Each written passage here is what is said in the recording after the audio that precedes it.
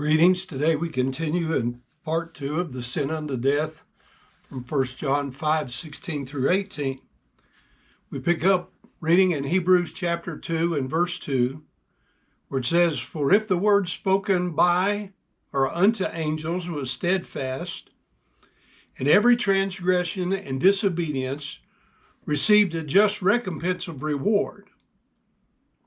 Romans 2:4, "Or despisest thou the riches of his goodness and forbearance and long-suffering, not knowing that the goodness of God leadeth thee to repentance?"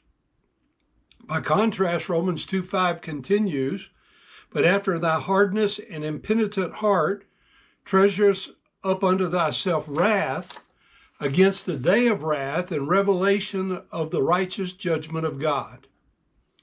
2 Peter 3:9, "The Lord is not slack concerning his promise, as some men count slackness, but is long-suffering to usward, not willing that any should perish, but that all should come to repentance." Beyond the general principle of death as a penalty for sin, there is a sin for which God will not terminate one's physical life.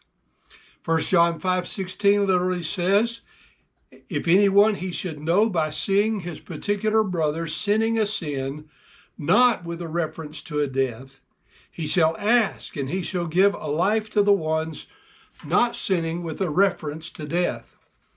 A sin she is being with reference to death.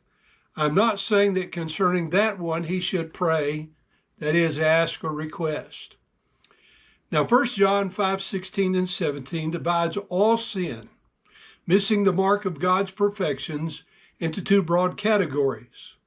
The first is a sin which would bring one face to face with the immediately penalty of the first death, that is the physical death, the separation of the soul and spirit from the body.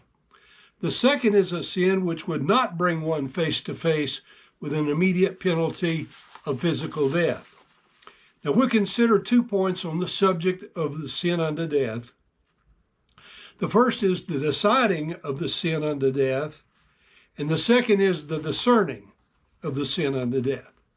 So the deciding of the sin of death is determined by the standard of God as he has set for sin. This is the debate which is raging in our world today. Who gets to decide what is sin and what is the just punishment for it? Even the most unreligious people seem to be vaguely familiar with the 10 Commandments of God, which Moses was inspired to record in Exodus chapter 20, verses 1 through 17. Verse 3 says, "Thou shalt have no other gods before me." Verses 4 through 6 say, "Thou shalt not make unto thee any graven image." Verse 7 says, "Thou shalt not take the name of the Lord thy God in vain." Verses 8 through 11 say, "Remember the Sabbath day to keep it holy." Verse 12 says, "Honor thy father and mother." Verse 13 says, "Thou shalt not kill." Verse 14, "Thou shalt not commit adultery." Verse 15, "Thou shalt not steal." Verse 16, "Thou shalt not bear false witness against thy neighbor." And verse 17 says, "Thou shalt not covet."